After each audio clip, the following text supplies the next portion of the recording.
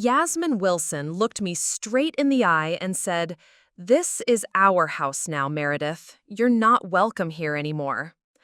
I stood on the porch I had helped build 30 years ago, watching her turn the deadbolt on the door that my late husband George had painted every spring. 3 hours later, I sat in my car and made one phone call that would change everything. When Yasmin saw the foreclosure notice taped to her front door the next morning, she finally understood exactly who she'd been dealing with. Before we jump back in, tell us where you're tuning in from, and if this story touches you, make sure you're a subscriber, because tomorrow, I've saved something extra special for you. Tell us a duh. My name is Meredith Barclay, and at 74 years old, I thought I understood what family loyalty meant. I thought I knew the difference between love and manipulation, between helping your children and enabling their mistakes. I was wrong about many things, but I learned the truth in the most painful way possible when my own son stood by and watched his wife treat me like a stranger who had overstayed her welcome. The house at 1247 Maple Street had been our family's anchor for 3 decades. George and I bought it in 1993 when our son Jack was just 15 years old. It wasn't much to look at then, a modest 2-story colonial with peeling paint and a front porch that sagged on one side. But we saw potential where others saw problems. George spent every weekend that first year replacing rotted boards, updating the electrical system, and turning the basement into a workshop where he could pursue his passion for woodworking. I planted the garden that became the neighborhood's pride, transforming a patch of weedy lawn into raised beds bursting with tomatoes, peppers, and herbs. The kitchen became the heart of our home, where Jack did his homework at the old oak table while I prepared dinner, where we hosted countless Sunday dinners for extended family and friends, where we celebrated every birthday, graduation, and holiday that mattered. Jack grew up in that house. He learned to drive in our driveway, hosted his high school friends in our basement, brought his first girlfriend home to meet us in our living room. When he graduated from college with a business degree, George and I were so proud watching him walk across that stage, thinking about all the dreams we'd nurtured around our kitchen table. But college changed Jack, just like it changes many young people. He came home with bigger ambitions, talking about opportunities in the city, about corporate careers and financial success that required leaving our small town behind. George and I supported his dreams, even when they took him 2 states away to a job with an investment firm in Atlanta. For 5 years, Jack lived his independent life, visiting home for major holidays and calling every few weeks to update us on his career progress. We missed him, but we understood that young people need to find their own path. Then he met Yasmin Gray. Yasmin was everything George and I weren't: sophisticated, ambitious, and utterly convinced that success could only be measured in dollars and status symbols. She worked in marketing for a luxury real estate company and had opinions about everything from wine to interior design to the proper way to network with important people. When Jack brought her home for the first time, she spent the entire weekend making subtle observations about how charming and quaint everything was, like we were exhibits in a museum of small-town life. But Jack was smitten.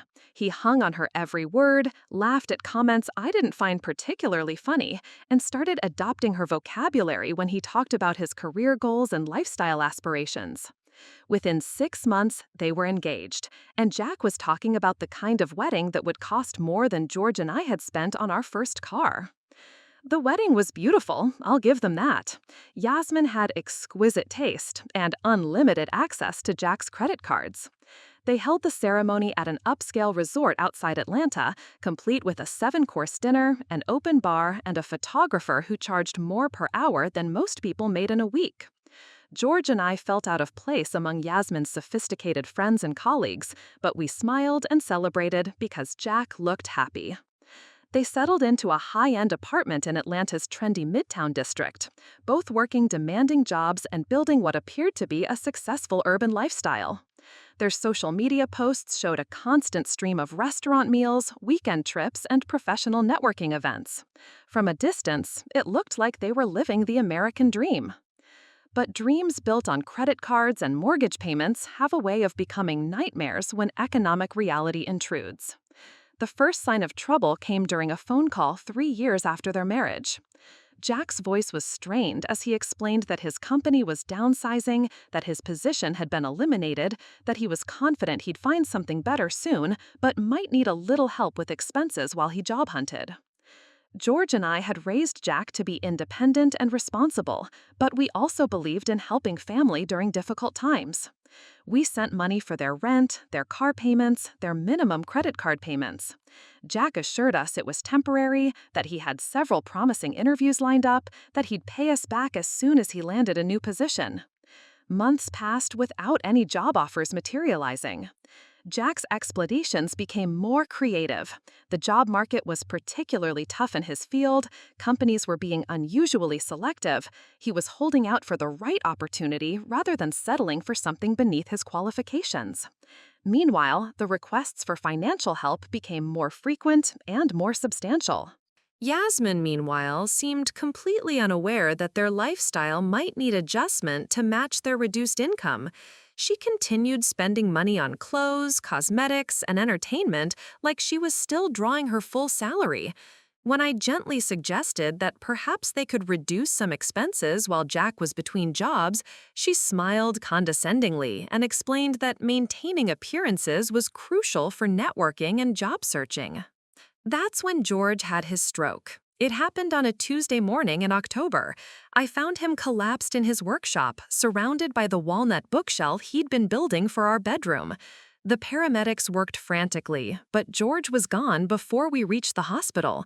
43 years of marriage ended in an instant by a blood clot that traveled to his brain while he was doing what he loved most. The funeral was a blur of flowers, casseroles, and condolences from neighbors and friends who had known us for decades. Jack and Yasmin came home for the service, looking appropriately somber in their expensive black clothes. But I noticed that Yasmin spent more time checking her phone than comforting Jack, and she complained privately about having to stay in our outdated guest room instead of the boutique hotel she'd researched online.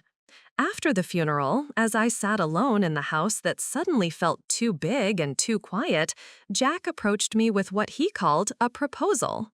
"Mom," Jack said, settling into George's favorite armchair like he'd already claimed it as his own, "Yasmin and I have been talking, and we're worried about you living here alone." I looked up from the sympathy cards I'd been sorting through, studying my son's face for traces of the boy who used to build blanket forts in this same living room. "I've been managing just fine, sweetheart. Mrs. Thatcher next door checks on me every day, and Arnold from the hardware store delivered groceries just yesterday."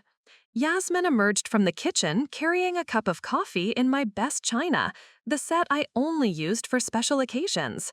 "Meredith, we need to be realistic about your situation. This house is far too large for one person, and frankly, the maintenance costs alone must be overwhelming on your fixed income." Fixed income. The way she said it made my Social Security check sound like charity. "Your father and I planned carefully for retirement. The house is paid off, and we have adequate savings." "Had adequate savings," Jack interrupted gently. "Mom, I know how much you and Dad spent helping us through my unemployment. That money came from somewhere." It had come from our retirement fund, the account George and I had contributed to faithfully for 30 years. We dipped into it without hesitation when Jack needed help, because that's what parents do for their children. But we hadn't depleted it entirely, despite what Jack seemed to think. Yasmin perched on the edge of the sofa, her perfectly manicured nails tapping against the china cup. "We've been researching some lovely senior living communities in Atlanta, places where you'd have built-in social activities, medical support nearby, and most importantly, family close by to check on you regularly." Senior living communities. The euphemism tasted bitter in my mouth. "You mean nursing homes?" "Not nursing homes," Jack said quickly. "These are independent living facilities for active seniors. You'd have your own apartment, but with services available when you need them. Some of them even have gardens where you could continue your hobby." My hobby. 40 years of cultivating prize-winning tomatoes and herbs had been reduced to a hobby, something quaint and dispensable that could be replicated in a small community plot shared with dozens of other displaced homeowners. Preparing and narrating this story took us a lot of time, so if you are enjoying it, subscribe to our channel. It means a lot to us. Now back to the story. I appreciate your concern, I said carefully, but I'm not ready to leave my home. This is where your father and I built our life together, where you grew up, where all our memories are. Yasmin's expression shifted almost imperceptibly, the practiced sympathy replaced by something cooler and more calculating. Memories don't pay property taxes, Meredith, or heating bills, or the cost of maintaining a 30-year-old house that's going to need a new roof soon. How did she know about the roof? George and I had discussed getting estimates from contractors, but we hadn't mentioned it to anyone else. Had Jack been going through our papers, taking inventory of our expenses and maintenance needs? The real estate market is excellent right now, Yasmin continued smoothly. Houses in established neighborhoods like this one are selling quickly and for premium prices. If you listed the property within the next month, you could probably get enough to purchase a lovely apartment in one of those senior communities and still have money left over for emergencies. I set down the sympathy cards and looked directly at my daughter-in-law. Yasmin, I buried my husband 6 days ago. I'm not making any major life decisions right now. Of course not, Jack said quickly, shooting his wife a warning look. We're just thinking ahead, trying to help you consider all your options before you have to make decisions under pressure. But Yasmin wasn't finished. The thing is, Meredith, these communities have waiting lists. If you wait too long to apply, you might not have the luxury of choosing where you'd prefer to live. You might end up having to take whatever's available. The implicit threat was clear. Make the decision now, on their timeline, or risk having even fewer choices later. I'd heard similar arguments from insurance salesmen and timeshare marketers, high-pressure tactics designed to force quick decisions by manufacturing artificial urgency. I need time to grieve, I said firmly, and I need time to think about what I want for my future, not what you think would be most convenient. That evening, after Jack and Yasmin had returned to their hotel, because our guest room wasn't comfortable enough for an extended stay, I called my attorney, Rudy Mitchell. Rudy had handled George's will and our estate planning, and I trusted his judgment about financial matters. Meredith, I'm so sorry for your loss, Rudy fed when I explained the situation. George was a good man and a smart planner. Now, about Jack and Yasmin's suggestions, do you have any interest in selling the house and moving to assisted living? None whatsoever, but I'm concerned about the pressure they're applying. They seem to think I'm financially unable to maintain my independence. There was a pause. Meredith, I reviewed your financial situation when I updated your will after George passed. Between your savings, his life insurance, and your combined Social Security benefits, you're in better shape than most people your age. You could maintain that house for decades if you wanted to. Then why are they so convinced I'm destitute? Maybe because they assumed the money you gave them came from your only savings account. They might not realize that George was smarter than that he kept your retirement fund separate and untouched. George had been smart about money, more than I'd fully appreciated while he was alive. He'd set up multiple accounts, invested conservatively but consistently, and made sure we'd have security in our old age even if we encountered unexpected expenses. The money we'd sent to Jack had come from a separate account George maintained specifically for family emergencies. Rudy, what would happen if Jack tried to have me declared incompetent to manage my own affairs? It would be very difficult without clear medical evidence of cognitive decline. But Meredith, the fact that you're asking that question concerns me. Has someone threatened that possibility? Not directly, but I get the feeling they're not planning to accept my decision to stay in my own home.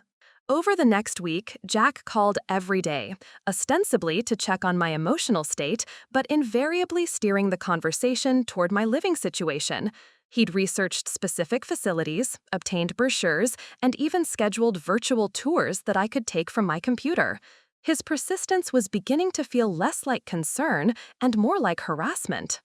Yasmin, meanwhile, had begun making comments about my decision-making capacity to other family members. She'd called my sister Ruth, expressing worry about my denial about my changing circumstances. She'd mentioned to our neighbor, Mrs. Thatcher, that I seemed confused about my financial situation. She was laying groundwork, building a narrative that would support more aggressive intervention if I continued to resist their suggestions. That's when I decided to do some research of my own. It started with small discoveries that made my stomach turn. I began by looking up Jack and Yasmin's lifestyle in Atlanta, curious about the discrepancy between their apparent financial struggles and their continued expensive habits. A simple internet search revealed more than I was prepared for. Their social media accounts, which I'd rarely checked before George's death, painted a picture of people living far beyond any reasonable means. Just last month, while Jack was supposedly job hunting, they'd posted pictures from a weekend getaway to Savannah, complete with 5-star hotel rooms and dinner at restaurants where appetizers cost more than I spent on groceries in a week. Yasmin's Instagram account was particularly revealing. Designer handbags that cost thousands of dollars, spa treatments, professional salon visits twice a week. The timestamp on these posts showed they were happening during the same period when Jack was calling us for money to cover basic living expenses. I called my bank and asked to review the transfers we'd made to Jack over the past 18 months. The total was staggering, nearly $47,000. Money that George and I had sent, believing our son was struggling to keep a roof over his head and food on his table while he searched for employment. Mrs. Thatcher found me crying at my kitchen table that afternoon. The bank statements spread across the surface like evidence of my own foolishness. "Oh, honey," she said, letting herself in through the back door as she'd done for 15 years, "what's got you so upset?" I explained everything: Jack's unemployment, our financial help, the pressure to sell the house, and now the evidence that they'd been living luxuriously on money they'd claimed to need for survival. Mrs. Thatcher studied the bank statements with the sharp eyes of someone who'd managed her own finances for 60 years. "Meredith, this isn't about need, this is about want. They've gotten used to a certain lifestyle, and they're willing to lie to maintain it. But why push me to sell the house now? Even if Jack finds a job, they'd still have their apartment in Atlanta." Mrs. Thatcher was quiet for a long moment, then looked at me with the expression of someone about to deliver unwelcome news. "Honey, I think you need to consider the possibility that they want your house for themselves. That fancy apartment they're renting probably costs more than most people's salaries.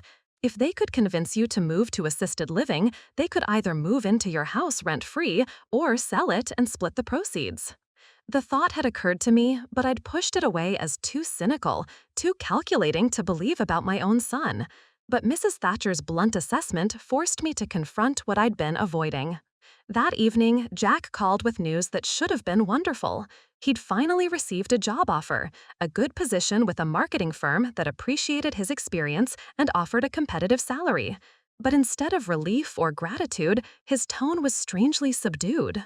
"That's wonderful, sweetheart," I said, genuine happiness mixing with confusion about his apparent lack of enthusiasm. "When do you start?" "Next month. The thing is, Mom, the position is here in Atlanta, and Yasmin's job is really taking off. We're more committed to staying in this area than ever before." Something in his phrasing made me suspicious. What does that have to do with my situation? "Well, it means we won't be able to help you as much from a distance. If you were living nearby, in one of those senior communities we researched, we could be more involved in your daily life, more available if you need assistance." The manipulation was becoming more transparent. Create a problem, my supposed inability to live independently, then offer a solution that coincidentally served their interests. "Jack, I've been thinking about the money your father and I sent you during your unemployment." The silence on the other end of the phone lasted so long I wondered if the call had dropped. "Mom, we're incredibly grateful for your help. You know that, right? We'll pay you back as soon as we get our finances stabilized." "I'm sure you will, but I'm curious about something. If money was as tight as you indicated, how are you able to afford that trip to Savannah last month, or the weekend in Charleston the month before that?" Another long silence. When Jack finally spoke, his voice had a defensive edge I'd never heard before. Those were work-related expenses, networking opportunities that were essential for my job search. Sometimes you have to spend money to make money. Networking at five-star resorts? Mom, I don't think you understand how competitive the job market is these days. Appearances matter. You can't show up to professional events looking like you're struggling, or people assume you're unemployable. It was a plausible explanation, delivered with enough conviction that I almost believed it. Almost. The next morning, Yasmin called, unusual because she typically left communication to Jack. Meredith, I wanted to talk to you about something that's been concerning me. Jack mentioned that you seemed confused about some financial details during your conversation last night.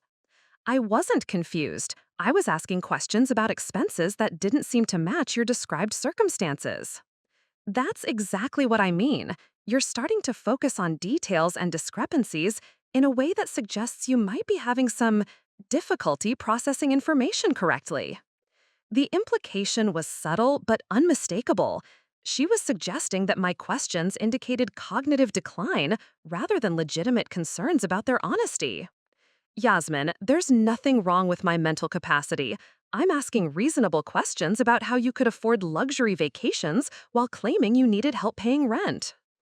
I understand you feel that way, but sometimes people don't recognize the early signs of confusion in themselves. It's very common for seniors to become suspicious or paranoid about family members who are trying to help them. Paranoid. She'd actually used that word to describe my legitimate questions about their contradictory behavior.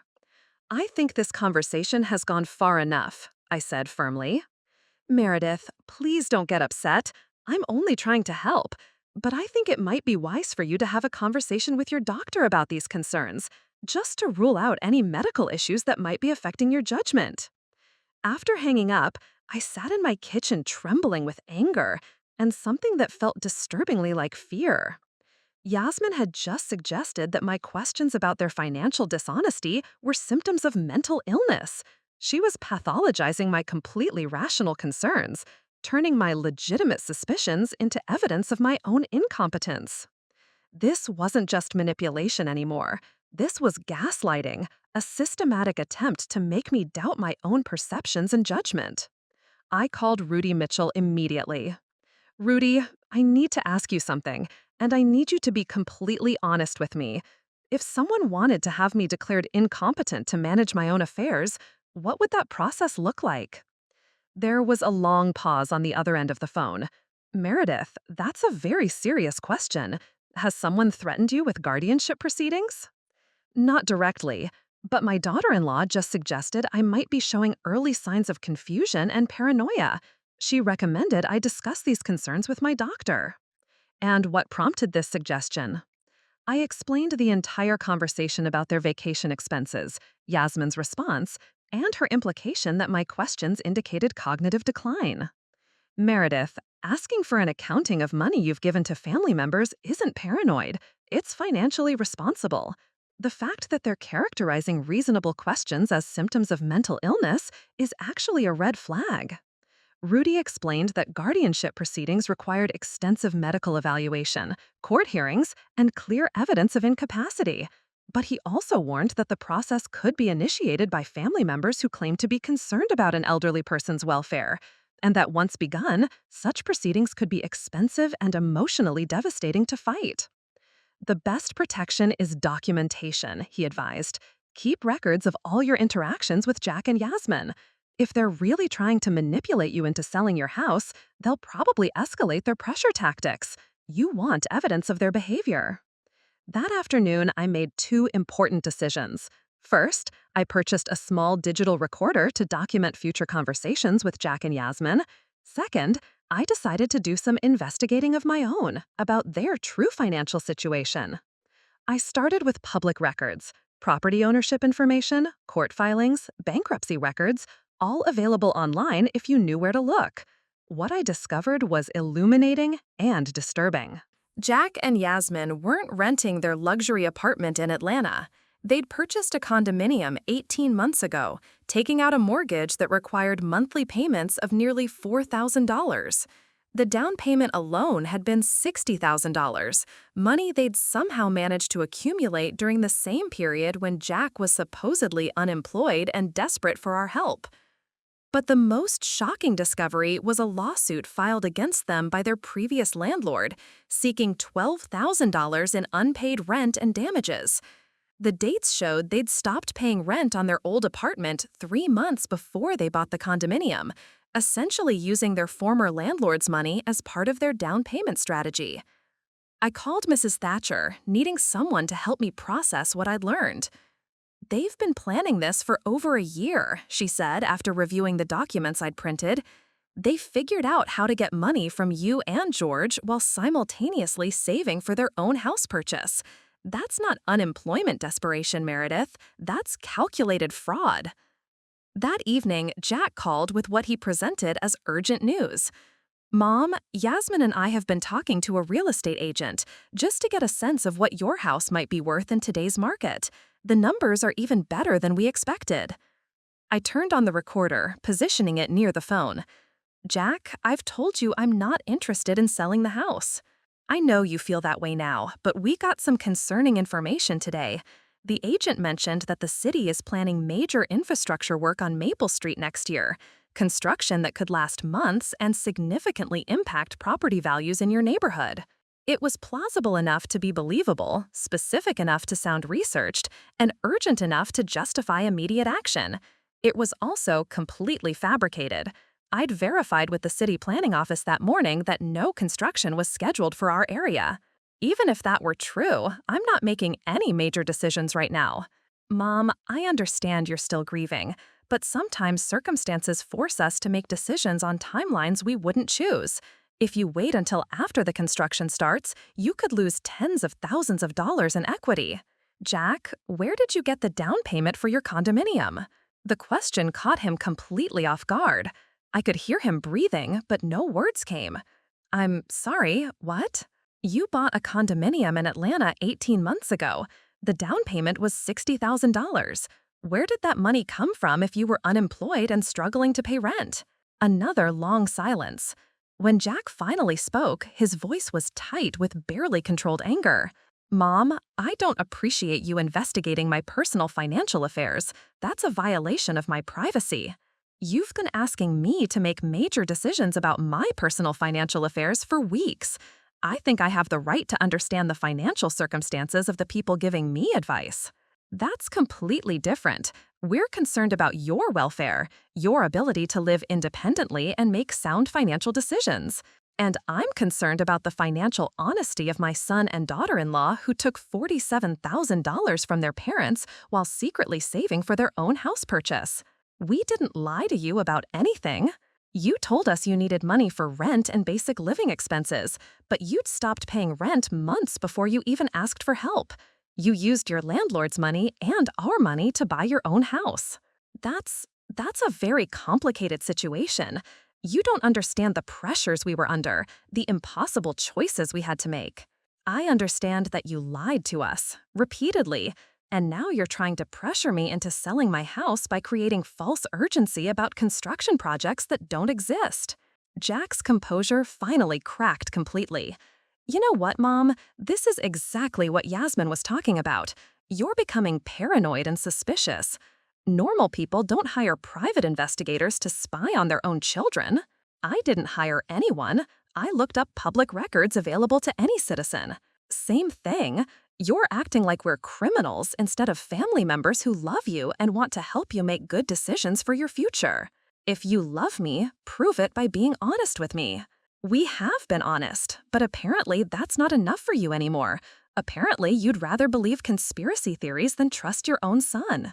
The conversation ended with Jack hanging up on me, the first time in his adult life that he'd ended a phone call with his mother in anger. I sat in my quiet kitchen, the recorder still running, trying to process what had just happened. My son had essentially admitted to financial fraud while simultaneously accusing me of paranoia for discovering it. He turned my legitimate questions into evidence of my mental decline, just as Yasmin had taught him to do. The next morning, Yasmin called. "Meredith, Jack told me about your conversation last night. I think we need to have a serious discussion about what's happening to you. I turned on the recorder again. What's happening to me? You're becoming increasingly suspicious and confrontational with people who love you. You're making accusations that don't make sense. You're refusing help from family members and isolating yourself in a house that's becoming too much for you to handle. Every word she spoke sounded like it could have come from a medical textbook about dementia or paranoid disorders. She was building a case, creating a narrative that would support more aggressive intervention. Yasmin, I'm going to ask you directly. Do you and Jack want me to sell my house so you can use the proceeds for your own purposes? Meredith, that question proves exactly what I'm talking about. The fact that you would even think such a thing about your own family shows how much your judgment has been compromised. But I'd heard something in her voice when I asked the question directly. A tiny pause, a slight shift in tone that suggested I'd head closer to the truth than she wanted to admit. The assault had begun in earnest. The following week, I received a call from Dr. Harrison, my primary care physician for the past 15 years. Meredith, I had an interesting conversation with your daughter-in-law today. She's concerned about some changes in your behavior since George's passing. I felt my chest tighten. What kind of changes? According to Yasmin, you've become suspicious of family members, you're making accusations that seem unfounded, and you're resistant to help or advice from people who care about you. She mentioned that you've been doing some kind of investigation into Jack's personal finances, which she feels indicates paranoid thinking. Dr. Harrison, I asked legitimate questions about money I gave them, questions that revealed they'd been dishonest about their circumstances. I'm sure that's how it feels to you, Meredith, but sometimes when people are grieving, especially elderly people living alone, they can develop thought patterns that seem logical to them but appear concerning to others. The betrayal cut deeper than I'd expected.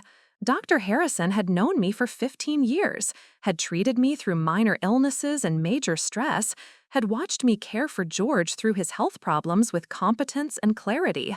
Yet he was accepting Yasmin's characterization of my mental state without question. Doctor, I'd like to schedule a comprehensive cognitive evaluation. I want documentation of my mental capacity. That's actually not a bad idea. Given the concerns that have been raised, having a professional assessment would be beneficial for everyone involved. I made the appointment for the following week, but I also made another call to Dr. Patricia Graves, a geriatrician psychiatrist whom Rudy had recommended. Dr. Graves specialized in cases where elderly people were being manipulated or coerced by family members, and she understood the difference between legitimate concerns and manufactured crises. Meanwhile, the pressure from Jack and Yasmin intensified. They began calling daily, sometimes together on conference calls that felt more like interventions than conversations. Their tactics became increasingly sophisticated and coordinated. Jack would present new information about problems with my house. The furnace was getting old, the property taxes were increasing, the neighborhood was changing in ways that made it less suitable for an elderly person living alone. Yasmin would follow up with detailed research about senior communities, including testimonials from happy residents and statistics about the health benefits of social engagement. They started involving other people in their campaign. Yasmin called my sister Ruth in Phoenix, expressing concern about my decline and suggesting that Ruth might want to visit to see the changes for herself. She contacted my neighbor Mrs. Thatcher, asking if she'd noticed any signs of confusion or unsafe behavior. She even reached out to my church, speaking with Pastor Williams about my emotional state and my resistance to help. Each conversation was carefully framed. Yasmin presented herself as a loving daughter-in-law who was desperately worried about my welfare, but frustrated by my refusal to accept necessary assistance.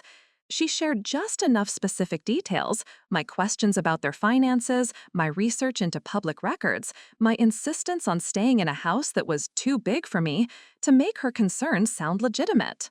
But she made a critical mistake. She overplayed her hand with Mrs. Thatcher. "That woman came to my door yesterday," Mrs. Thatcher told me, her voice sharp with indignation, asking me all kinds of questions about whether you seem confused, whether you've been taking proper care of yourself, whether I think you're safe living alone. What did you tell her? I told her that you're the sharpest 74-year-old I know, and that the only confusion I've seen is her confusion about what constitutes appropriate behavior from a daughter-in-law. Mrs. Thatcher's eyes flashed with indignation. Then she started explaining how families sometimes have to make difficult decisions for elderly relatives who can't see what's best for themselves, like you're some kind of child who needs managing. Mrs. Thatcher had lived through her own mother's decline into dementia, and she knew the difference between genuine cognitive problems and manufactured concerns. She'd also been watching Jack and Yasmin's campaign with growing alarm.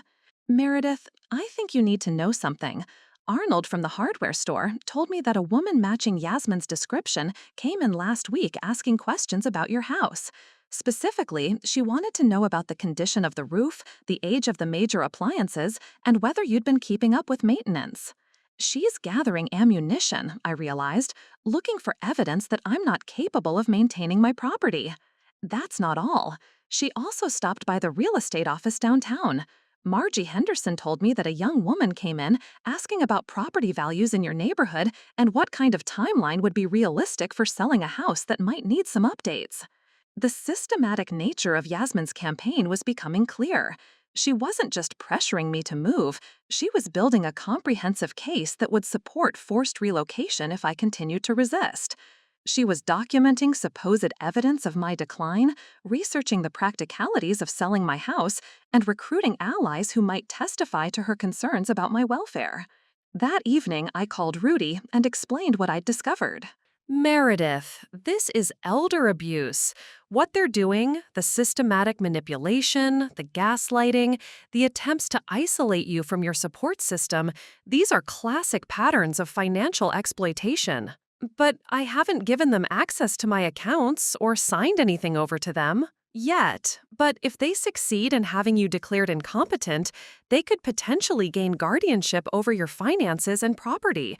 And even if they don't go that far, they're causing you significant emotional distress and interfering with your right to make your own decisions about your living situation. Rudy recommended that I document everything, every phone call, every visit, every attempt to pressure or manipulate me. He also suggested that I consider getting a restraining order if their harassment continued to escalate. The problem is that they're being very careful to frame everything as concern for your welfare. That makes it harder to prove malicious intent. But the pattern of behavior, especially the false information they're spreading and the pressure tactics they're using, could constitute harassment. That night, I couldn't sleep. I walked through my house, touching familiar objects and looking at family photographs, trying to imagine what it would feel like to lose all of this because my own son and his wife had decided I was no longer competent to make my own decisions. In George's workshop, I found the journal he'd kept during the last year of his life. His handwriting was shaky in the final entries, but his thoughts were clear and loving. He'd written about his concerns for my future, his hopes that Jack would mature into a man who could be trusted with family responsibilities, and his pride in the life we'd built together. One entry, dated just 3 months before his death, stopped me cold. I'm worried about Jack's marriage. Yasmin has expensive tastes and no understanding of how to live within reasonable means. I'm afraid they'll come to Meredith for money when I'm gone, and I'm afraid she'll give it to them because she loves Jack and wants to help. I need to make sure our financial arrangements protect her from her own generosity. George had seen this coming. He'd recognized Yasmin's character and Jack's weakness, and he'd tried to protect me from exactly what was happening now. The trust accounts, the separate savings, the life insurance policies, all of it had been designed to ensure my security, even if I made decisions based on emotion rather than practical considerations. The next morning brought a new escalation. Jack called to inform me that he and Yasmin would be driving down for a visit that weekend. "We need to have a face-to-face conversation about your situation, Mom. Things can't continue the way they've been going." "What do you mean by that?" "I mean, the suspicion, the accusations, the refusal to accept help from people who love you. We're coming down to talk about practical solutions, whether you want to discuss them or not." The threat was implicit but clear. They were done asking for my cooperation. They were moving to the next phase of their campaign. They arrived on Friday evening like storm clouds gathering before a hurricane. Jack looked uncomfortable, constantly checking his phone and avoiding eye contact. Yasmin carried herself with the confidence of someone who believed she was about to solve a difficult problem through sheer force of will. "The house looks tired, Meredith," were her first words as she stepped through my front door. "When was the last time you had the carpets professionally cleaned or updated the kitchen appliances?" I had cleaned thoroughly before their arrival, but Yasmin walked through my home like an appraiser, pointing out worn spots in the hardwood, questioning whether I was keeping up with routine maintenance, making notes on her phone about what she called deferred upkeep. Jack followed behind her silently, and for the first time in months, I saw something in his expression that looked like shame. "Why don't we sit down and have dinner?" I suggested. "I made your favorite pot roast." During the meal, they presented their ultimatum with the efficiency of a business transaction. Yasmin had researched 3 specific senior living communities within 20 minutes of their Atlanta home. She'd obtained floor plans, pricing information, and availability timelines. Jack had contacted a real estate agent who specialized in estate transition services, helping elderly people sell their family homes quickly and efficiently. "We've done all the preliminary work," Yasmin explained, spreading brochures across my dining room table like she was presenting a corporate proposal. "All you need to do is choose which community appeals to you most, and we can have you moved within 6 weeks." "And if I refuse?" Jack finally spoke, his voice barely above a whisper. "Mom, we can't keep worrying about you living alone in a house this size. If something happened to you, if you fell or had a medical emergency, no one might find you for days. Mrs. Thatcher checks on me every morning. Arnold delivers groceries twice a week. Pastor Williams visits every Wednesday. I have more daily contact with people than I did when your father was alive. But none of those people have medical training. None of them can provide the kind of immediate assistance you might need in a crisis." I excused myself to use the bathroom, but instead I went to George's workshop and retrieved the digital recorder from my purse. When I returned to the dining room, I placed it openly on the table and pressed record. "What is that?" Yasmin demanded. "I'm documenting this conversation. Given the accusations you've made about my mental capacity, I want a record of exactly what's being said and how it's being said." Jack looked stricken. "Mom, you don't need to record us. We're your family." Family members don't usually threaten each other with guardianship proceedings. Family members don't usually spread false information about construction projects to create artificial urgency. Family members don't usually lie about their employment status while taking money under false pretenses.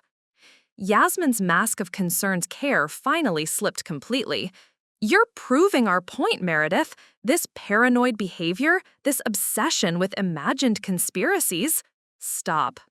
The voice came from behind me, and I turned to see Mrs. Thatcher standing in my kitchen doorway, holding the spare key I'd given her years ago.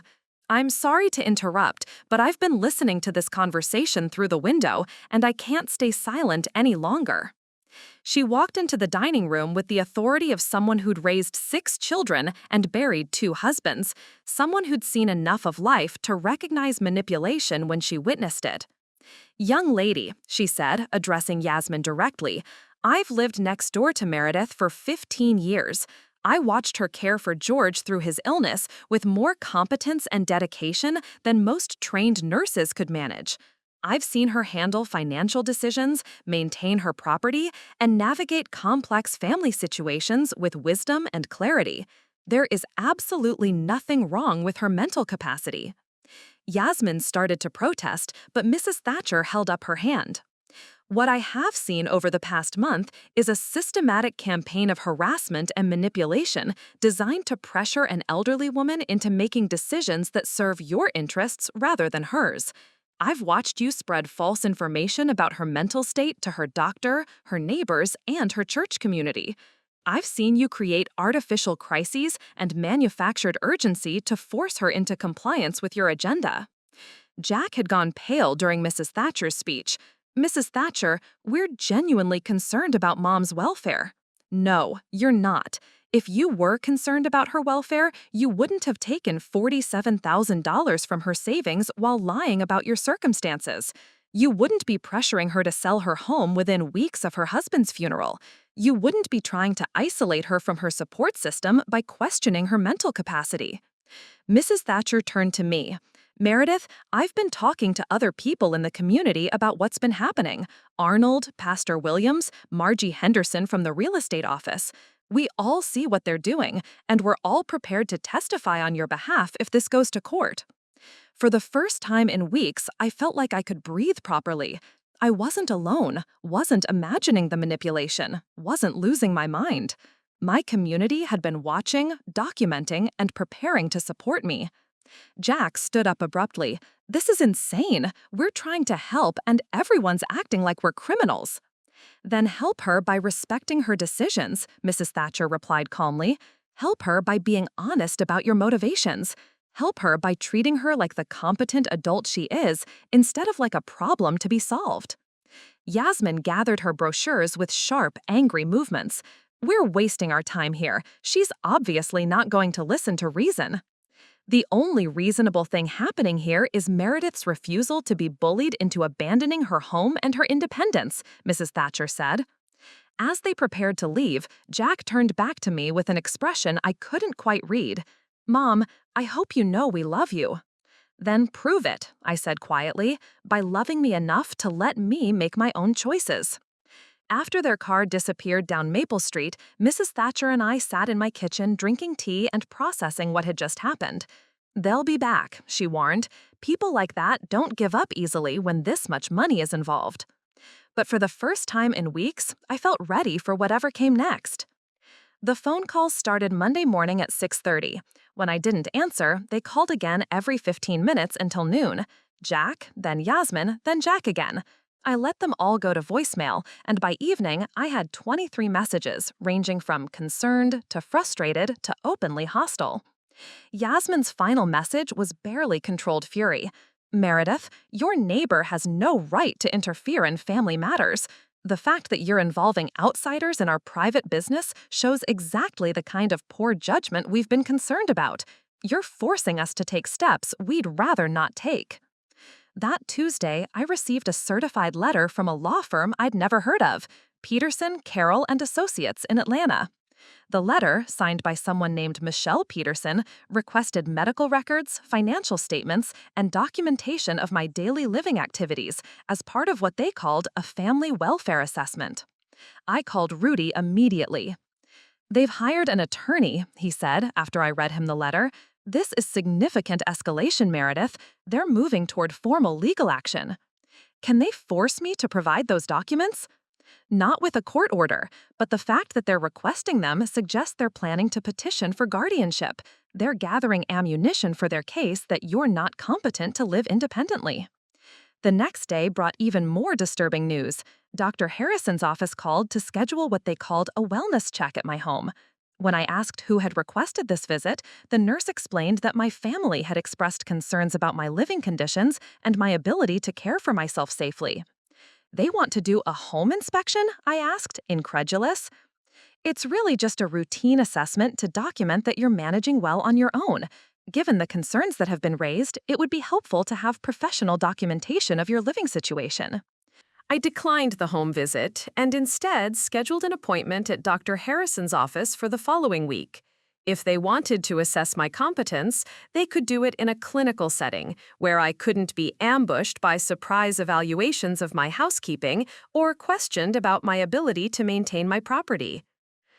Meanwhile, Yasmin had launched a full-scale information campaign in my community. She called the grocery store where I shopped, expressing concern about whether I seemed confused or disoriented during my visits. She contacted my bank, asking if they'd noticed any unusual account activity that might indicate cognitive decline. She even called the post office, claiming to be worried about my ability to manage my mail properly.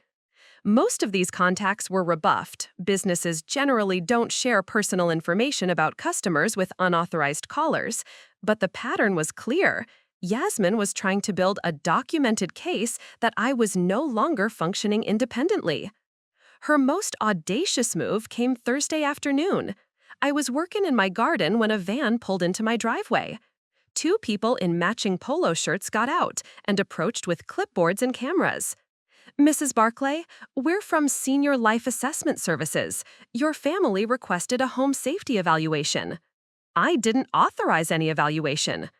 According to our records, your son and daughter-in-law are concerned about your living conditions and wanted professional documentation of any safety hazards or maintenance issues that might require attention. I told them to leave my property immediately, but not before they'd taken several photographs of my house and made notes about what one of them called deferred maintenance indicators. That evening, Mrs. Thatcher came over with disturbing news of her own. That same company tried to interview me about you, she said. They wanted to know if I'd observed any signs of neglect in your property maintenance, if you seemed confused during our conversations, if I was concerned about your safety living alone. What did you tell them? I told them that anyone conducting unauthorized investigations of my neighbor would be hearing from my attorney. And I told them that if they set foot on your property again without your written permission, I'd call the police. But the most shocking discovery came when I checked my credit report online. Someone had been making inquiries about my financial accounts, my credit history, and my property ownership. The inquiries were authorized by something called a family welfare assessment and were being conducted by the same law firm that had sent me the letter requesting my personal documents. They're conducting a financial investigation, Rudy explained when I showed him the credit report. They're trying to build a picture of your assets and financial capacity, probably to support their argument that you need professional management of your affairs. Can they do that without my permission? Technically, no, but if they're claiming legitimate concerns about elder abuse or self-neglect, they might be able to get authorization for limited inquiries. The fact that they're being this aggressive suggests they're planning to file formal guardianship papers soon. That weekend, I made a decision that surprised even me. Instead of waiting for their next move, I decided to take the offensive.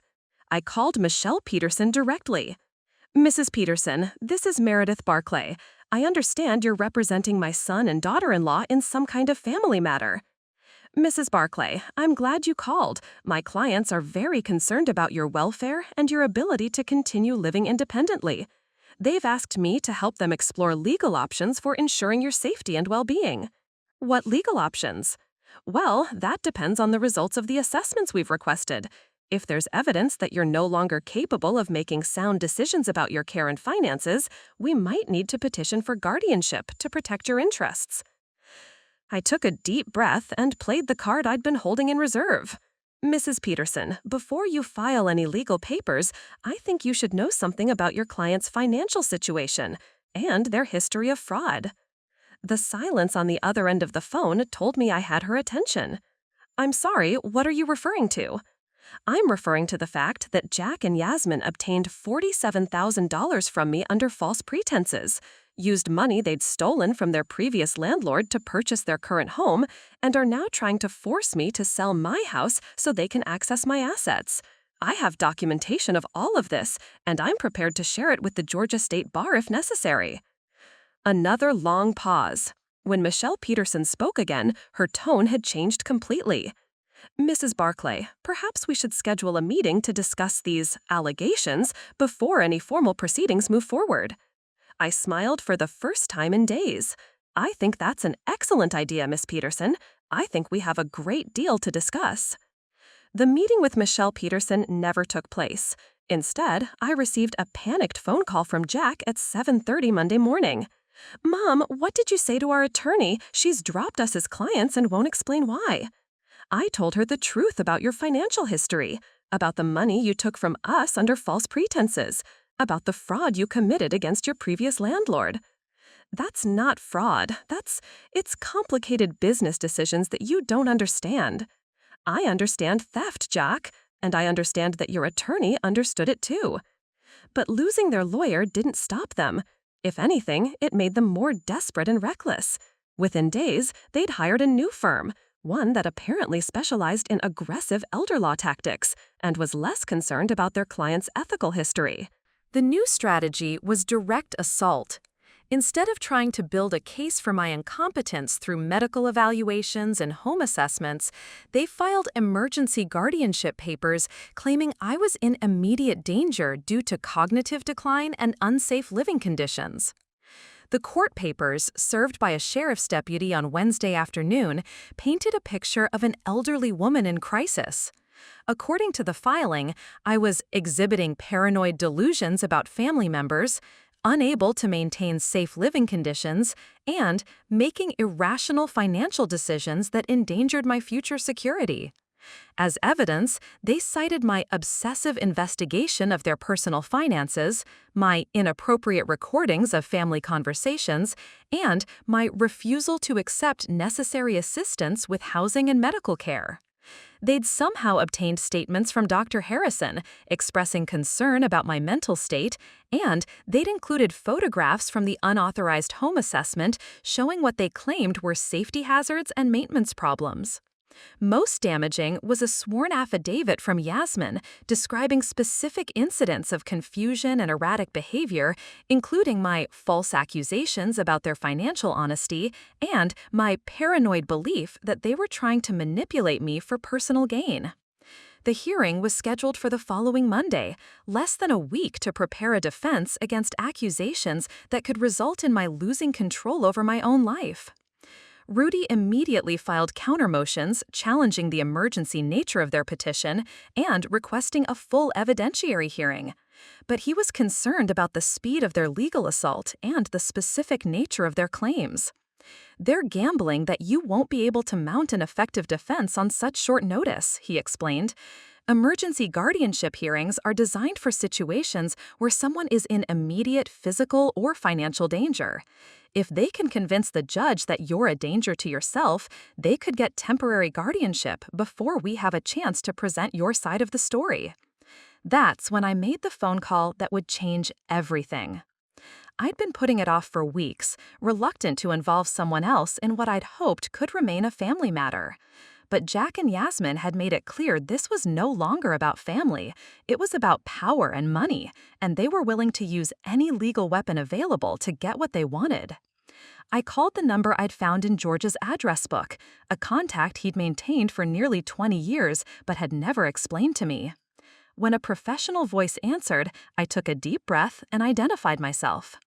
"This is Meredith Barclay. I believe you know my late husband, George Barclay. I need to discuss some financial matters that have become urgent." "Mrs. Barclay, of course. George spoke of you often. I'm sorry for your loss. How can I help you?" "I'm being sued by my son and daughter-in-law, who claim I'm incompetent to manage my own affairs. They want guardianship over my finances and property. I need you to help me understand exactly what financial resources I have available to fight them." There was a pause. "Mrs. Barclay, are you aware of the full extent of your husband's financial planning?" "I thought I was, but given what's happening now, I suspect there were things he didn't tell me." "George was very concerned about protecting you from exactly this kind of situation. He set up several financial instruments specifically designed to ensure your independence and security regardless of what pressure you might face from family members or others." What I learned in the next 20 minutes changed my understanding of everything. George hadn't just been smart about money, he'd been brilliant. Over the course of our marriage, he'd systematically built a financial fortress around me that I'd never fully comprehended. The trust accounts Rudy had helped establish were just the beginning. There were investment portfolios I'd never known about, life insurance policies with complex beneficiary arrangements, and most importantly, financial instruments that gave me power I'd never realized I possessed, including significant influence over certain mortgage lending decisions in the Atlanta area. "Mrs. Barclay," the voice on the phone said carefully, "your husband was a silent partner in several financial ventures, including the mortgage company that holds your son's home loan. As his beneficiary, you now control those partnership interests." I sat in George's workshop, surrounded by the tools he'd used to build our life together, and realized he'd built me one final protection. Not just security, power. The power to defend myself against anyone who tried to manipulate or control me, even if that someone was our own son. "What exactly does that mean?" I asked. "It means you have options that your son and daughter-in-law are completely unaware of, options that might change their perspective on this legal action rather dramatically." For the first time since this nightmare began, I smiled with genuine satisfaction.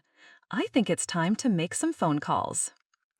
The foreclosure notice was delivered to Jack and Yasmin's Atlanta condominium at exactly 9 o'clock Friday morning, 3 days before our scheduled court hearing. I know the precise timing because I'd coordinated it personally with the mortgage company's legal department. My phone rang at 9:47 a.m. "Mom, what the hell did you do?"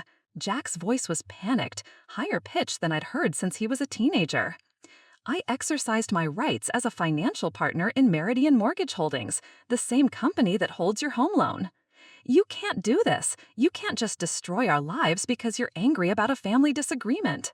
This isn't about anger, Jack. This is about consequences. You filed legal papers claiming I'm mentally incompetent and financially irresponsible. You attempted to have me declared unfit to manage my own affairs. I thought I should demonstrate exactly how competent I am at managing financial matters. The foreclosure notice gave them 30 days to bring their mortgage current, including the 3 months of payments they'd already missed while spending money on legal fees and private investigators. The total amount due was $47,000. The same amount they'd taken from George and me under false pretenses. "We can explain those missed payments," Jack said desperately. "The legal costs, the stress of worrying about you. We got behind on some bills, but we can catch up." "Not according to your income statements and expense reports, the ones your attorney submitted as evidence of your financial stability when requesting guardianship over my assets." Yasmin had made a critical error in their legal filing. To demonstrate that they were responsible parties capable of managing my finances, she'd provided detailed documentation of their income and expenses, documentation that proved they were spending far more than they earned, even with Jack's new job. "Mom, please, we can work this out. We can drop the legal action, forget about the guardianship. Just give us a chance to make this right. The way you made it right when you lied about needing rent money? The way you made it right when you claimed I was mentally incompetent for asking where you got your down payment? The way you made it right when you hired investigators to spy on me?" There was a long silence, then Yasmin's voice on the line. "Meredith, you're destroying your son's family. Is that really what George would have wanted? George wanted me protected from people who would exploit my love for my family. He spent 20 years building financial safeguards to ensure I'd never be vulnerable to exactly the kind of manipulation you've been using. We were trying to help you. You were trying to help yourselves to my house and my savings. The difference is that George saw you coming years ago." By Monday morning, their attorney had filed papers withdrawing the guardianship petition. Jack and Yasmin showed up at the courthouse anyway, hoping to negotiate some kind of settlement that would save their house and their pride. I arrived with Rudy, Mrs. Thatcher, Dr. Graves, who had conducted a comprehensive cognitive evaluation showing me to be completely mentally competent, and most importantly, with documentation of every lie they'd told, every manipulation they'd attempted, and every fraudulent claim they'd made. The judge reviewed the evidence for less than 20 minutes before dismissing their petition entirely and ordering them to pay my legal fees. Furthermore, Judge Samantha Gray said, looking directly at Jack and Yasmin, "This court finds that the guardianship petition was filed in bad faith with no legitimate basis for concern about Mrs. Barclay's competence. Any future legal action regarding her mental capacity will be viewed with extreme skepticism." Outside the courthouse, Jack made one final attempt. "Mom, we're your family. Doesn't that mean anything to you?" "Family means love, respect, and honesty," I replied. "When you're ready to offer those things, we can talk about rebuilding our relationship. Until then, you have 24 days to figure out how to save your house." They drove away in silence, understanding finally that their mother wasn't the vulnerable old woman they'd thought they could manipulate. I was something much more dangerous, a woman with nothing left to lose and all the power in the world to protect herself. 6 months later, I was sitting on my front porch watching the sunrise paint my garden in shades of gold and amber when my phone rang. Jack's number appeared on the screen, the first time he'd called since the courthouse steps. "Mom?" His voice was different, smaller, humbled in a way I'd never heard before. Hello, Jack. I wanted to let you know that we saved the house. Yasmin got a second job, I took on freelance work, and we managed to catch up on the mortgage payments. I'm glad to hear that. There was a long pause. Mom, I need to say something, and I need you to let me finish before you respond. I waited. You were right about everything. About the money we took, about our motivations for wanting you to sell the house, about Yasmin's manipulation tactics. I let my wife convince me that we were helping you when we were really helping ourselves. I let her turn me against my own mother because it was easier than facing the truth about what we were doing. I closed my eyes, feeling something that had been tightly wound in my chest begin to loosen. I don't know if you can ever forgive me for what I did, for trying to have you declared incompetent, for believing her lies about your mental state, for being so selfish that I was willing to destroy your independence to solve our financial problems. Jack, please let me finish. I've been in therapy for 4 months, individual therapy and marriage counseling, learning about financial abuse, emotional manipulation, and how people justify terrible behavior by claiming it's for someone else's good, learning about the kind of man I became and the kind of man I want to be instead. He paused, and I could hear him struggling with his emotions. I separated from Yasmin 6 weeks ago. She refused to acknowledge that what we did was wrong.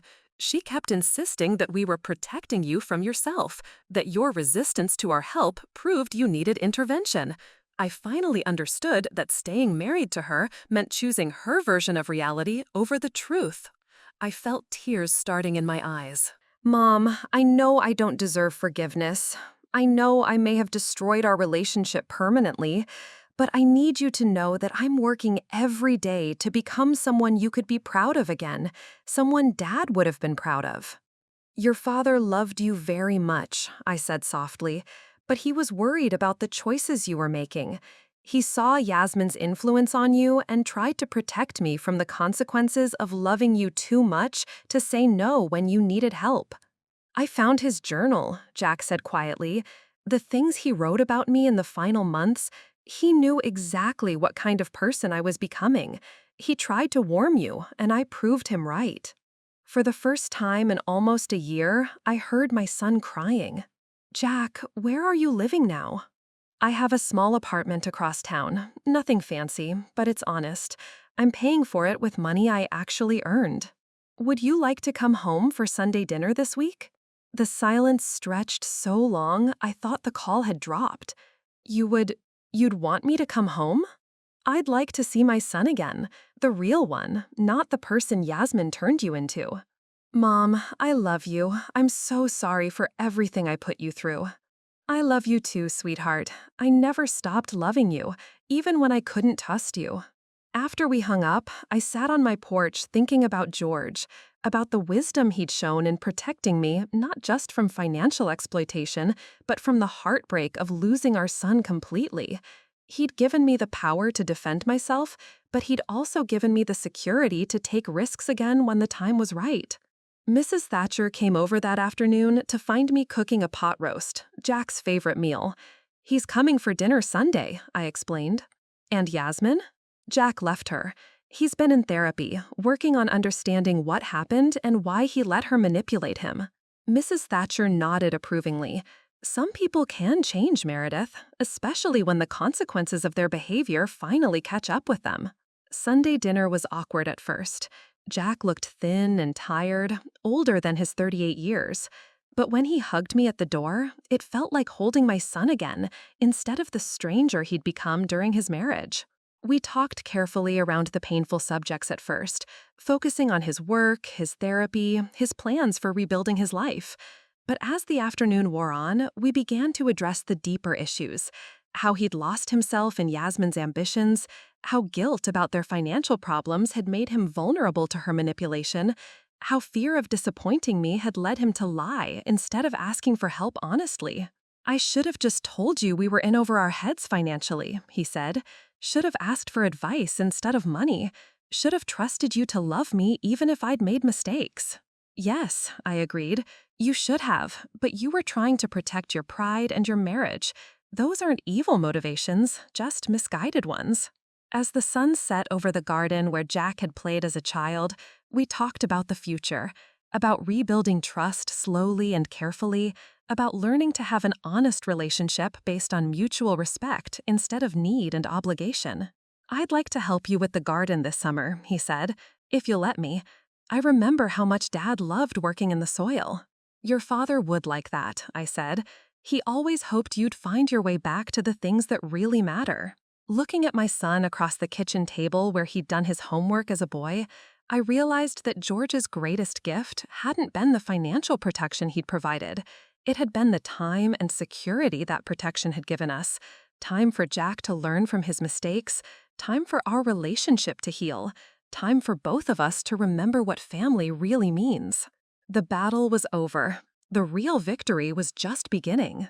Up next, you've got 2 more standout stories right on your screen.